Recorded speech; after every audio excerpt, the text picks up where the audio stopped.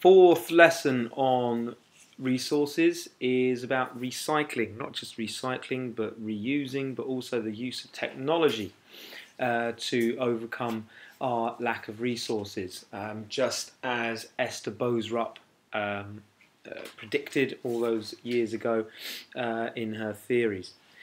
So recycling nowadays in the UK is pretty widespread. As we spoke about in the lesson, Croydon lets you lot recycle all sorts of stuff with various different coloured bins. In fact, pretty much everything can be recycled from the household. Plastic, tin, glass, even food being used for composting. But one of the big problems about recycling is that not everyone is doing it. The example that we used, of course, was bottled water companies. Now, bottled water comes in plastic bottles. Plastic comes from oil.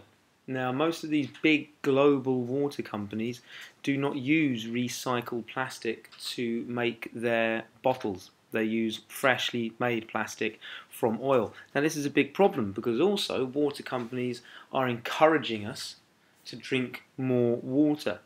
There is a theory that to drink 2 litres of water a day is the healthiest way to live. Now, there's not necessarily any concrete medical evidence to suggest that drinking 2 litres of water a day is especially good for you. It's certainly not bad for you, but you're not going to drop down dead if you don't drink 2 litres of water a day. The key thing to remember here is that some people argue that if you are thirsty, that's simply just your body telling you that you need water. If you're not thirsty, why keep drinking water? Okay, so there's two schools of thought here, but some people would suggest that the water companies just came up with this as a ploy to sell a lot more water. Now the problem here is these statistics here.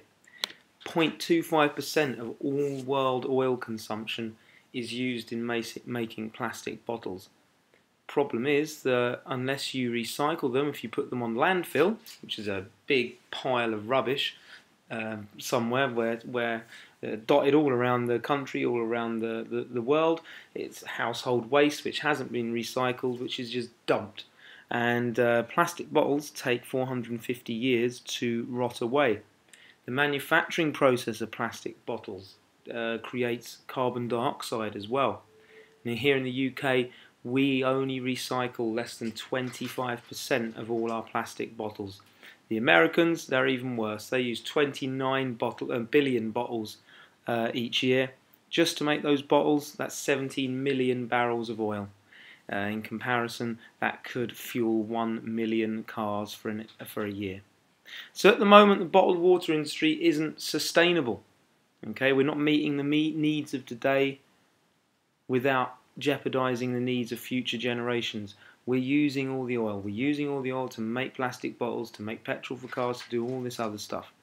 Okay, so what are the possible alternatives? Well, obviously in terms of the water companies, they could use recycled plastics in their bottle manufacturing.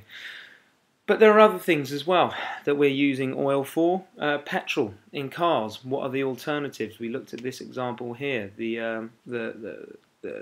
Honda, the car company, has come up with a car that uses hydrogen fuel cells. Hydrogen is mixed with oxygen in the atmosphere. It goes through a process called electrolysis. It produces an electric charge which drives the motor.